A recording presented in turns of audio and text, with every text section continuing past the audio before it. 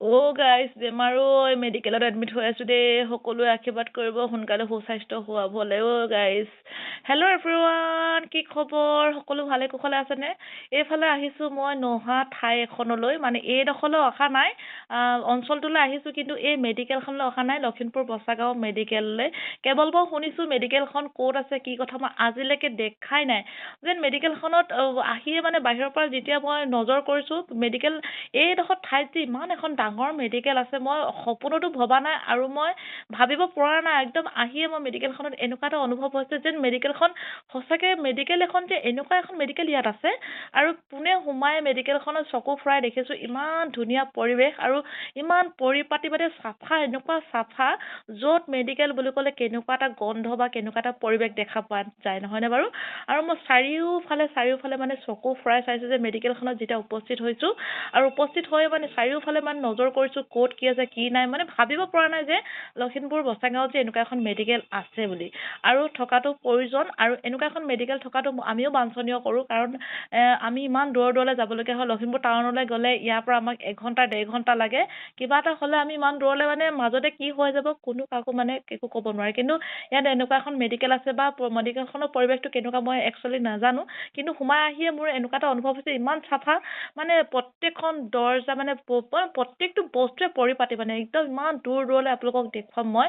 এবাৰ মই চকু ফুৰাই লৈছোঁ যে মেডিকেলখন কেনেকুৱা, আৰু নিজে এবাৰ চাই লোৱাৰ পাছত ভাবিলোঁ ভিডিঅ' এটা নকৰাকৈ থাকিব নোৱাৰিলোঁ। ইমানেই ভাল পৰিৱেশ, মানে ইমানেই ভাল লাগিছে, মানে প্ৰত্যেকটো ৰুমে পৰিপাটি বুলি ক'ব পাৰি। প্ৰত্যেকটো ৰুমে মানে ইমান ধুনীয়া পৰ্দা লগাই থোৱা আছে, যেন ঘৰতে আছোঁ নে মেডিকেলত আছে মই নিজে অনুভৱ কৰিব পৰা নাই। সঁচাকৈ চাওকচোন, বিচনাবিলাকো ইমান পৰিপাটিকৈ ৰাখিছে, মানে 2টা ৰুমত আছে, 2টা হলত আছে বিচনা। মই গোটেই বিচনাখিনিকে মানে চাই আহিলোঁ, মানে প্ৰত্যেকটো ঠাইতে মানে ক'বলগীয়া মানে একো হেৰিয়ে নাই, অপশ্যনে নাই।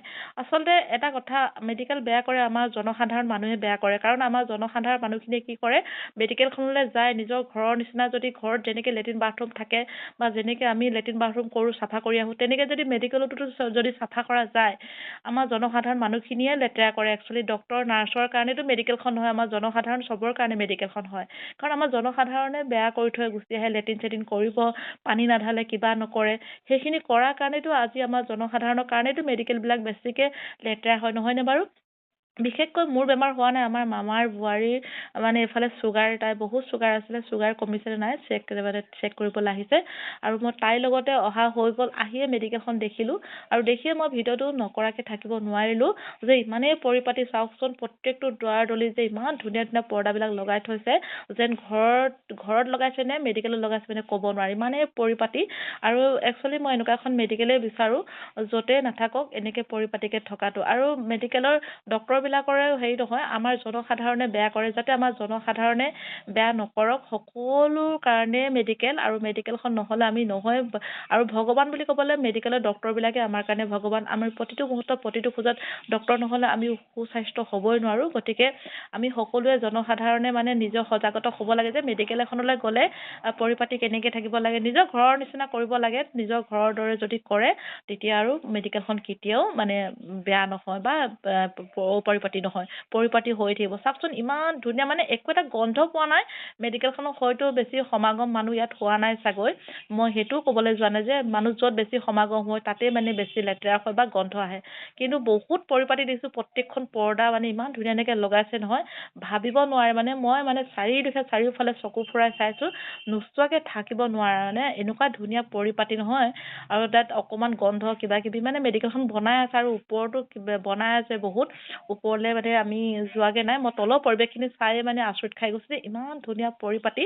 একচুৱেলি আমাৰ জনসাধাৰণ মানুহখিনিয়ে সজাগত হওক, সদায় মেডিকেল চাফা হওক, আমিও সুস্বাস্থ্য হৈ থাকিম। আৰু এয়া লখিমপুৰ বচাগাঁৱৰ মেডিকেল দেই, মই আগতে অহা নাই, আৰু এইবাৰ ফাৰ্ষ্ট টাইম আহিছোঁ, আৰু আহিয়ে মেডিকেলখন দেখিয়ে ইমান ভাল লাগিছে নহয়, একদম নিজে ক'ব পৰা নাই।